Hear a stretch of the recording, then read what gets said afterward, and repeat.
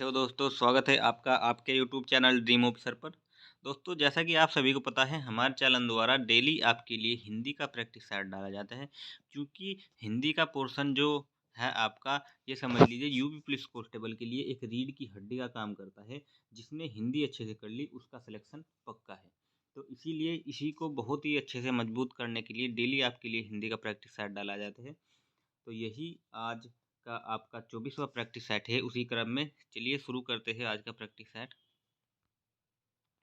चलिए, और सभी स्टूडेंट अच्छे से क्लास देखेंगे, और अगर कोई भी आपको कहीं पर भी कुछ पूछना हो कमेंट कर सकते हैं, और नए स्टूडेंट चैनल को सब्सक्राइब करके बेल आइकन ऑन कर सकते हैं, जिससे आपको सभी वीडियो का नोटिफिकेशन मिल जाए। चलिए शुरू करते हैं। शुद्ध वाक्य है। शुद्ध वाक्य है, नदी के किनारे बहुत पेड़ खड़ा है। ये नहीं होगा आपका। छात्र अनुशासन प्रिय होना चाहिए। ये भी नहीं होने चाहिए आता है हमें। युद्ध युद्ध मनुष्य को अमानवीय बनाता है। इसको देखेंगे। साधनों का विकास करने होंगे, तो आपका सी ऑप्शन हो जाएगा। करने होंगे नहीं, करना। ये आपका साधनों के विकास आता है, इसमें भी आपका ये नहीं होगा, तो सी ऑप्शन इसमें हो जाएगा। क्वेश्चन नंबर 2, निम्नलिखित प्रश्न में 4 वाक्यांश दिए गए हैं। त्रुटिपूर्ण वाक्यांश अंश के अनुसार ए बी सी और त्रुटि रहित के लिए डी का चयन करें। किसी भी न्यायालय में दी गई गवाही जब तक वह शपथ लेकर न दी गई हो तब तक वह अप्रमाणित मानी जाती है। तो ये आपके सही है, तो इसमें डी ऑप्शन हो जाएगा। कोई त्रुटि नहीं है। चलिए नेक्स्ट क्वेश्चन है, क्वेश्चन नंबर 3 आपके लिए। शुद्ध वाक्य का चयन करें। शुद्ध वाक्य का चयन कीजिए। इस ग्रंथ का निर्माण तुलसीदास ने किया। समाज की वर्तमान दशा चिंताजनक है। मैंने तरह तरह के रेशम के कपड़े पसंद किए। तुम्हारी दृष्टि तुम्हारी पुस्तक में होनी चाहिए। तो इसमें आपका ए नहीं होगा। आपका इसमें सी, बी और ये देखते हैं। इसमें आपका क्या हो जाएगा? जो बी ऑप्शन है, इसमें आपका बी ऑप्शन सही हो जाएगा। क्योंकि मैंने तरह तरह के मैंने तरह तरह के रेशम के कपड़े, तो मैंने इसमें नहीं आता। इसमें मुझे तरह तरह के रेशम के कपड़े अच्छे लगते हैं। तुम्हारी दृष्टि तुम्हारी पुस्तक, तुम्हारी दृष्टि में आपका ऐसा नहीं होता। ठीक है। चलिए नेक्स्ट क्वेश्चन देखते हैं। क्वेश्चन नंबर 4 है आपका। निम्न में से कौन सा इस निम्न में से कौन सा व्यंजन स्पर्शी है? तो निम्न में से आपका कौन सा व्यंजन इसमें स्पर्शी है, ये आपसे पूछा है। स्पर्शी आपको मैं बता दूं, स्पर्शी वह होते हैं जब, ये देख लीजिए, यही आपके कौन से होते हैं उष्म व्यंजन।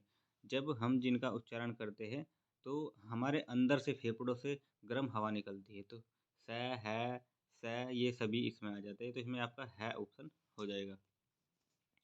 क्वेश्चन नंबर 5, अवनी का विलोम शब्द है। तो अवनी का विलोम शब्द क्या है, ये बताइए सभी जल्दी जल्दी से। अवनी का विलोम शब्द आपका हो जाएगा अंबर। पवन का संधि विच्छेद कौन सा है? तो पवन का संधि विच्छेद आपका कौन सा हो जाएगा? और ये बताइए इसमें आपकी कौन सी संधि होगी?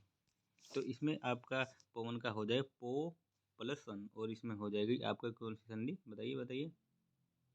अयादि संधि, ये आपका हो जाएगा। इसमें आपका ओ प्लस ए हो जाता है वह, पवन। चलिए क्वेश्चन नंबर 7 पर आ चुके हैं। निस प्लस कलंक का सही संधि शब्द कौन सा होगा? तो निस प्लस कलंक का सही संधि शब्द आपका कौन सा होगा? निष्कलंक, निष्कलंक, निष्कलंक, निष्कलंक। तो आपका डी ऑप्शन इसमें सही हो जाएगा।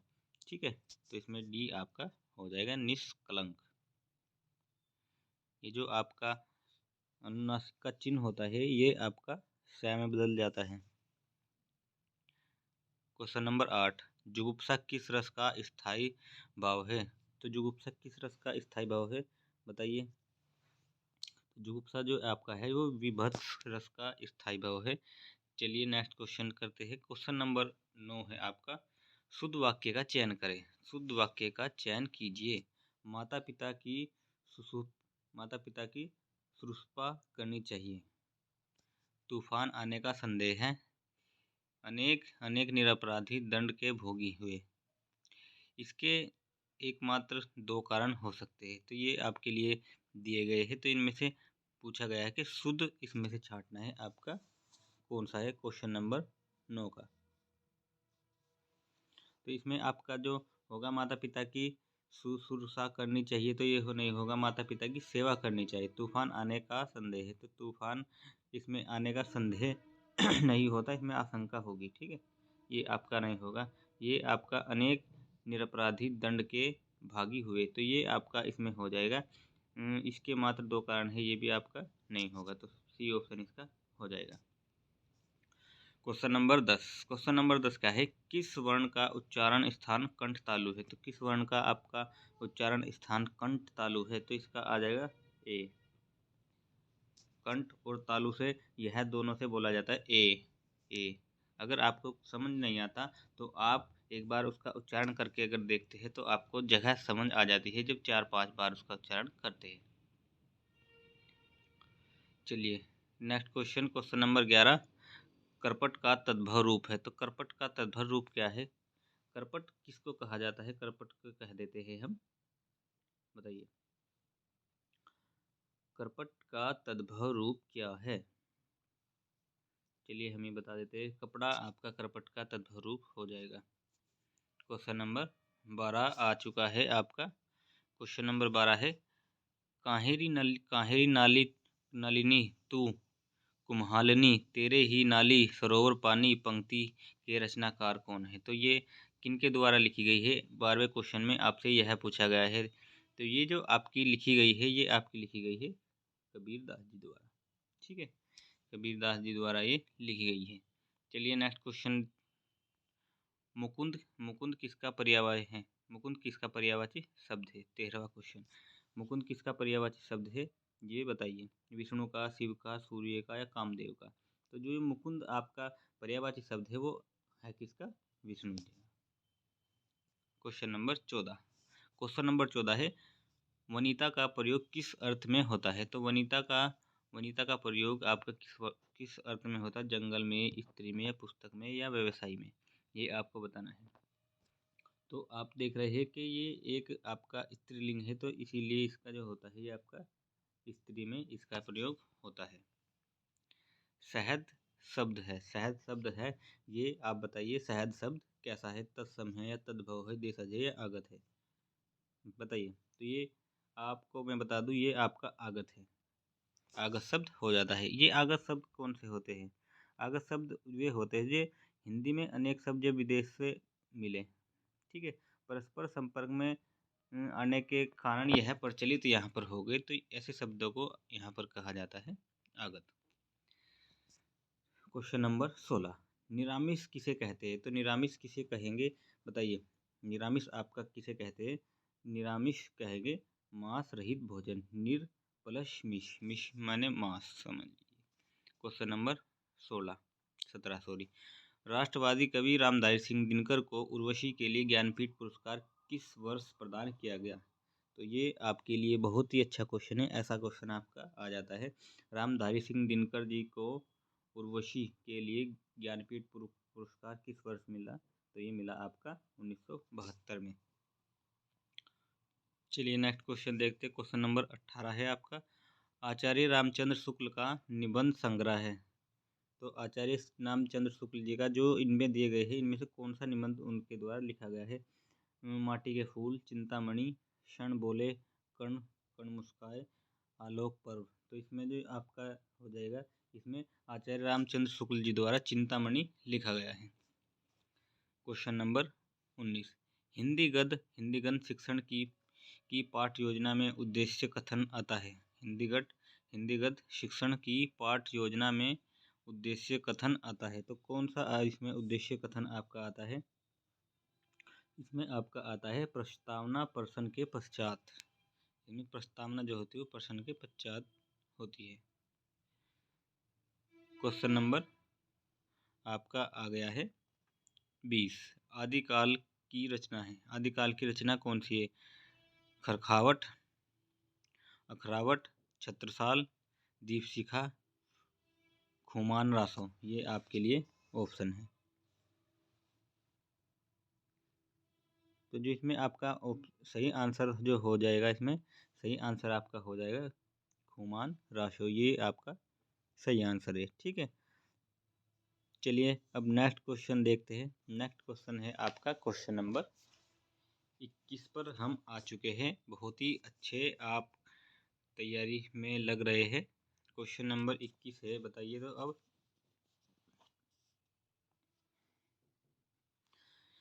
यह मेरा घर है में किस सर्वनाम का प्रयोग किया गया है। यह मेरा घर है, इसमें किस सर्वनाम का आपका प्रयोग किया गया है, ये आपको बताना है। बताइए।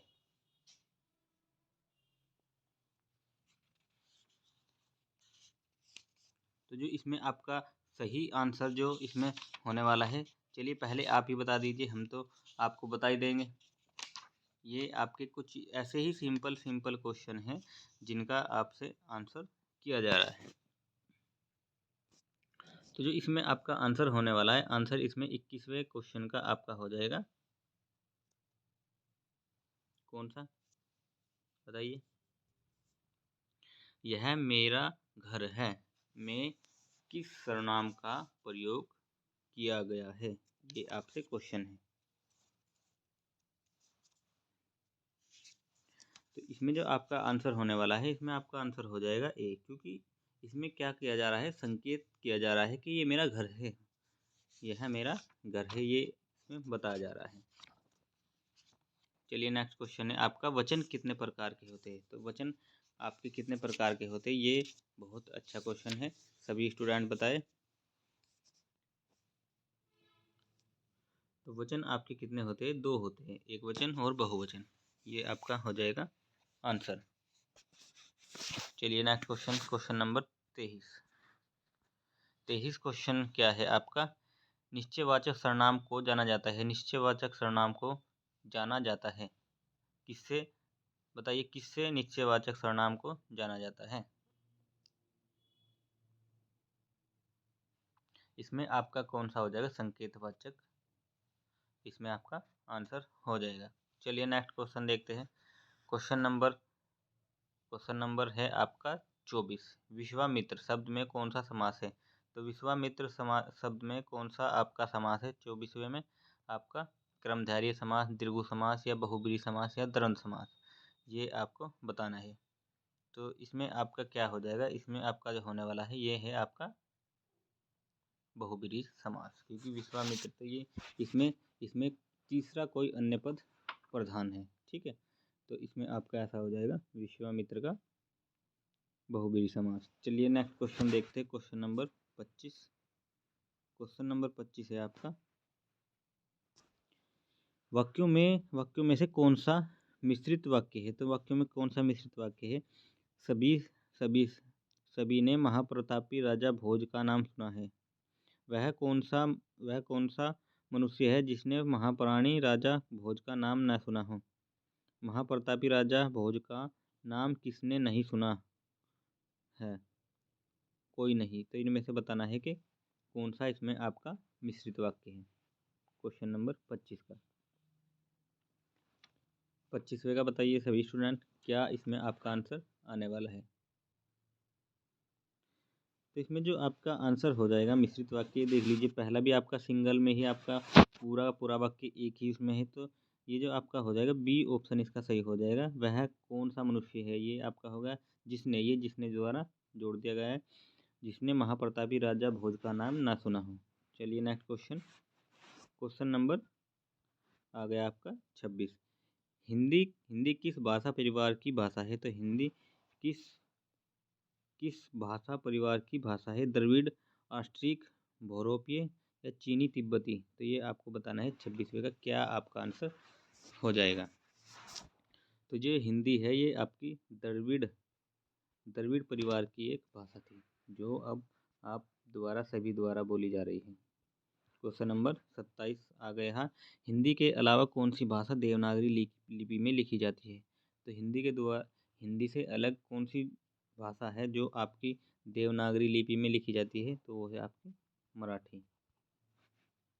चलिए नेक्स्ट क्वेश्चन, क्वेश्चन नंबर 28 क्या है आपका, रणबीर चौकड़ी भर भर कर, रणबीर चौकड़ी भर भर कर चेतक बन गया निराला, राणा प्रताप के घोड़े से पड़ गया हवा का पाला।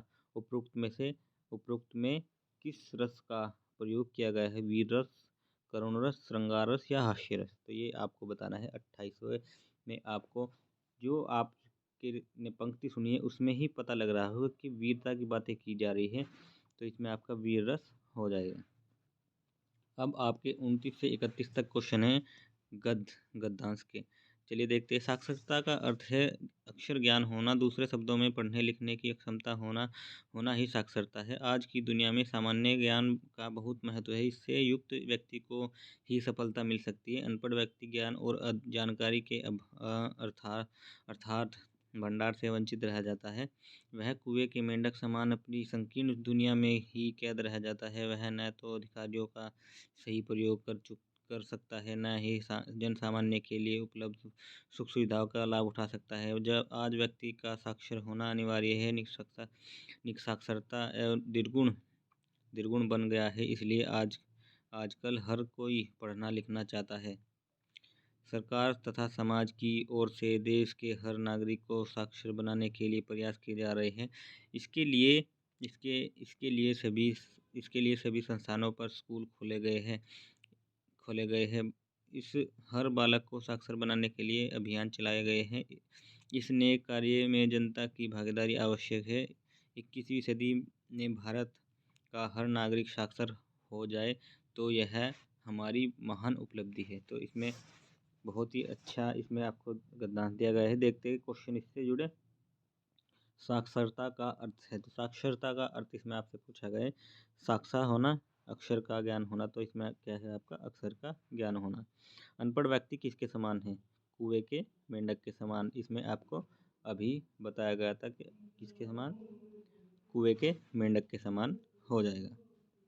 चलिए next question, question number 31 number क्या है? उपरोक्त गद्यांश में हमें क्या संदेश देता है? उपरोक्त गद्यांश से हमें क्या संदेश मिला? साक्षर बनने का, अमीर बनने का, महान बनने का, भारत का नागरिक बनने का। तो इसमें किस बारे में हम बात की गई है? साक्षर बनने में कि शिक्षित व्यक्ति ही समाज में हर चीज़ से लाभ उठा सकता है। अपनी सुख सुविधाओं का देख लीजिए, जितनी भी हमें नॉलेज नहीं होती तो हम क्या करते हैं, किसी भी अधिकारी को जो कहते हैं वही मान लेते हैं। अगर हमें नॉलेज है तो हम कहीं पर भी अपना पक्ष रख सकते हैं। क्वेश्चन नंबर आ गया है आपका 32। संज्ञा किस प्रकार का शब्द है? संज्ञा किस प्रकार का शब्द है आपका? अविकारी, विकारी, सविकारी या निर्विकारी। तो संज्ञा किस प्रकार का शब्द है आपका? संज्ञा है आपका विकारी शब्द। ठीक है, चलिए नेक्स्ट क्वेश्चन है आपका। नेक्स्ट क्वेश्चन है शुद्ध वर्तनी का चयन कीजिए। शुद्ध वर्तनी का चयन कीजिए।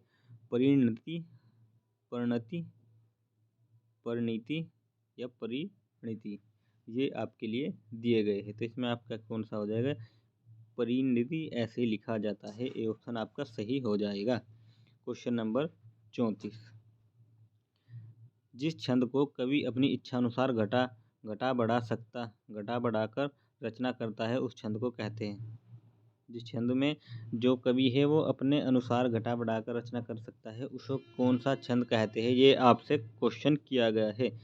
घनाक्षरी, केंचुआ छंद, अकविता छंद, गए छंद। तो इसमें कौन सा हो जाएगा आपका? बहुत अच्छा क्वेश्चन है, इम्पोर्टेंट है, ऐसा क्वेश्चन आपका आ जाता है। ठीक है, तो इसमें आपका हो जाएगा बी ऑप्शन, केंचुआ छंद। केंचुआ गोल ये देख लीजिए कैसा होता है, इसीलिए इससे याद कर लीजिए। ये घटा बड़ा इसीलिए जाता है क्योंकि वो छोटा भी हो जाता है और बड़ा भी हो जाता है। इससे आप रिलेट करके याद रख सकते हैं।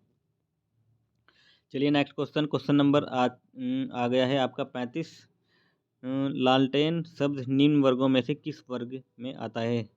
लालटेन शब्द किस वर्ग में आता है? देखते हैं। तत्सम, तद्भव, देशज या विदेशज। तो देखिए बताइए कोई आपका देशज शब्द है या विदेशज या तत्सम या तद्भव।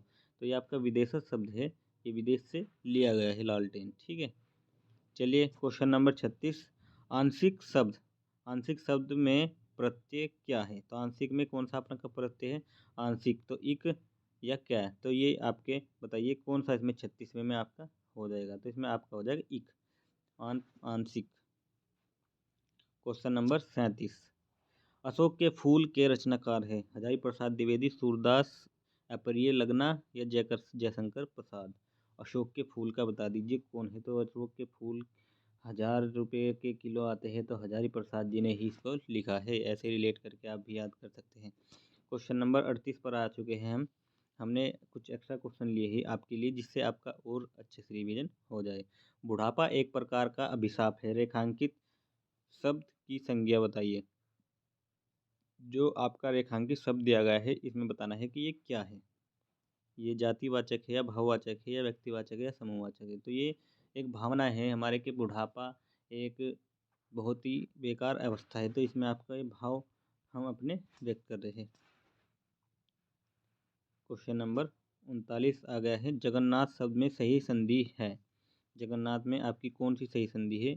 तो इसमें आपकी हो जाएगी व्यंजन संधि इसमें। अब नेक्स्ट क्वेश्चन आ गया है आपका 40। अन्वेषण का शुद्ध संधि विच्छेद है। तो अन्वेषण का क्या आपका शुद्ध संधि विच्छेद है? अन्वेष प्लस अन्वय प्लस षण, अनु प्लस वेषण, अनु प्लस ऐषण। तो आप समझ गए होंगे कौन सा हो जाएगा इसमें। डी ऑप्शन आपका हो जाएगा। ठीक है, चलिए नेक्स्ट क्वेश्चन है आपका समास। समास का शाब्दिक अर्थ होता है। समास का शाब्दिक अर्थ क्या होता है? इसका अर्थ हो जाता है आपका संक्षेप, संक्षेप करना। ठीक है, तो इसमें आपका ए ऑप्शन हो जाएगा, संक्षेप। चलिए देखते हैं अब उपकुल में कौन सा समास है। उपकुल में कौन सा आपका समास है? द्वंद्व समास या द्विगु समास, अव्ययी भाव समास या तत्पुरुष, ये आपको बताना है। उपकुल, उपकुल में आपका हो जाएगा अव्ययी भाव समास, इसमें आपका हो जाएगा। और नेक्स्ट क्वेश्चन है जो आपका लास्ट क्वेश्चन 43वां, ये आप सभी के लिए है। इसका आंसर आप सभी को बताना है। क्रिया के किस रूप में कर्ता के अनुसार लिंग परिवर्तन नहीं होता? क्रिया के किस रूप में कर्ता के अनुसार लिंग परिवर्तन नहीं होता? वर्तमानकालिक रूप में, भविष्यकालिक रूप में, भूतकालिक रूप में, अज्ञार्थ रूप में। तो ये आपको इसका आंसर सभी को देना है आंसर। ठीक है, आंसर चाहिए, इसका आंसर दीजिए। अगर आप पढ़ रहे हैं तो लगेगा कि हाँ आप पढ़ रहे हैं, अगर आप आंसर करते हो। नहीं तो ऐसे तो सभी स्टूडेंट अपना टाइम पास कर ही रहे हैं, मगर आपको औरों से कुछ अलग ही करना है, तो जवाब टाइम से आपको देना ही होगा। ठीक है, तो यही आज की क्लास थी। आई होप आपको बहुत ही अच्छी लगी होगी क्लास। और आपका जो भी कमेंट कीजिए, जो भी सजेशन सुझाव आपका हो, तो हम उस पर काम करेंगे। बाकी आप सभी को क्लास अच्छी लगे तो चैनल के साथ रेगुलर जुड़ जाइए, जिसके लिए चैनल को सब्सक्राइब करके बेल आइकन ऑन कर लीजिए। फिर आपको सभी वीडियो के नोटिफिकेशन समय से मिल जाएगी। तो फिर मिलते हैं नेक्स्ट वीडियो में, तब तक के लिए जय हिंद, वंदे मातरम।